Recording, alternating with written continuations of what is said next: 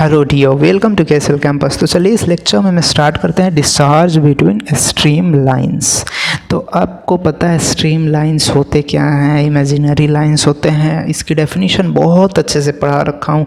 जब मैं stream lines, streak lines, path lines पढ़ाया हूँ, वहाँ पे जाके देख लो अगर नहीं देखा तो। अब बस उनके बीच में डिस्चार्ज कितना होता है, मतलब क्यू की वैल्यू क्या होती है, तो आपको ये निकालने के लिए ये चीज़ पता है, Q इज इक्वल टू क्या होता है, एरिया इनटू वेलोसिटी। बस तो आपको चाहिए क्या, वेलोसिटी चाहिए और एरिया चाहिए। तो अगर आप कंसीडर करो कि वेलोसिटी x डायरेक्शन में u है और y डायरेक्शन में v है, तो बस क्या चाहिए आपके पास, अगर इस कोऑर्डिनेट्स के बीच में दो पोटेंशियल लाइंस को, दो स्ट्रीम लाइंस को आपने कंसीडर कर रखा है φ1 और φ2 का, तो इन दोनों के बीच में डिस्चार्ज कितना हो रहा है यही तो निकालना है। तो बस निकालने के लिए आप क्या करते हो, सबसे पहले स्मॉल डिस्चार्ज कंसीडर करो। स्मॉल डिस्चार्ज कंसीडर करो और एरिया निकालने के लिए आप क्या करोगे, इसके कोऑर्डिनेट्स कंसीडर करोगे। मतलब ये y है, x है, तो ये क्या हो जाएगा dy और ये dx स्मॉल। ओके, तो अगर हम इसका प्रोजेक्टेड एरिया कुछ निकालें तो यहाँ का इस तरीके का कुछ आएगा और यहाँ का इस तरीके का कुछ आएगा। ये क्या है, 1 क्या लिख रखा है मैंने, यूनिट डेप्थ ले रखा है। यूनिट मतलब 1 यूनिट इसकी डेप्थ मान रखी है। तो इसकी एरिया क्या हो जाएगी, dy इंटू 1, ये प्रोजेक्टेड एरिया, और ये नीचे वाला प्रोजेक्टेड एरिया क्या हो जाएगा, dx इंटू 1। ओके, तो बस यही चीज़ करना है। तो डिस्चार्ज निकालना है आपको, total discharge between this lines φ1 and φ2।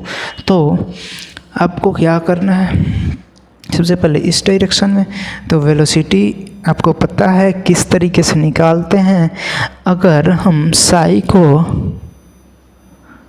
Partially differentiate करें विद रिस्पेक्ट टू x, तो ये वेलोसिटी देता है किस डायरेक्शन में, इन y डायरेक्शन। और अगर इसको डिफरेंशिएट करें विद रिस्पेक्ट टू y, तो वेलोसिटी देता है x डायरेक्शन में। ओके, तो जब हम y डायरेक्शन, ये प्रोजेक्टेड एरिया ले रहे होंगे, तो वेलोसिटी कौन सा लेंगे, x डायरेक्शन वाला, बिकॉज x डायरेक्शन वाला में एरिया ले रहे हैं। तो x डायरेक्शन में एरिया ले रहे हैं तो वेलोसिटी आपके पास आ जाएगा u into D Y into में 1 और प्लस का।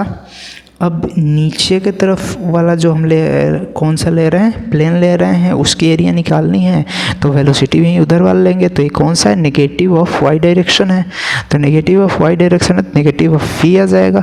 ओके, और dx इंटू 1, दोनों को ऐड कर दोगे तो आपके पास डिस्चार्ज आ जाएगा इन दोनों लाइंस के बीच में। कौन सी लाइंस के बीच में, स्ट्रीम लाइंस के बीच में। ओके, तो आपके पास फाइनल जो इसको सॉल्व करने के बाद डिस्चार्ज का फॉर्मूला कुछ ये आता है। अब आपको एक चीज़ पता है कि जो स्ट्रीम लाइंस है या फिर स्ट्रीम फंक्शन है, तो किसका फंक्शन होता है 2D के लिए, स्पेस और टाइम का। तो यहाँ पे टाइम नहीं कंसीडर कर रहे हैं, उसको नेगलेक्ट कर रहे हैं, स्टडी फ्लो मान रहे हैं। तो इस किसका फंक्शन होगा, स्पेस का। तो इसको पार्शियली डिफरेंशिएट करेंगे, एक बार विद रिस्पेक्ट टू एक बार विद रिस्पेक्ट टू y। तो आपके पास जो डेल वाई और डेल एक्स, डेल साई और डेल एक्स और डेल साई और डेल वाई का वैल्यू पुट करोगे, जो कि मैं पहले लिख के दिखाया हुआ था, u और माइनस v किस तरीके से आएगा, तो आपके पास ये इक्वेशन आ जाएगी। दोनों को कंपेयर करो आप, तो यहाँ से आ जाएगा dq is equal to d psi. Okay, तो आपके पास ये चीज़ पता चल गया कि जितना चेंज इन स्ट्रीम फंक्शन होगा उतना ही डिस्चार्ज की वैल्यू होगी। तो बस डिस्चार्ज दोनों के बीच में निकालना है, तो स्ट्रीम फंक्शन की डिफरेंस निकाल दो। डैट मीन्स दैट ये कंसेप्ट देखो, इन दोनों के बीच में डिस्चार्ज निकालना है तो ψ1 माइनस ψ2, इन दोनों के बीच में डिस्चार्ज निकालना है तो ψ1 माइनस ψ3।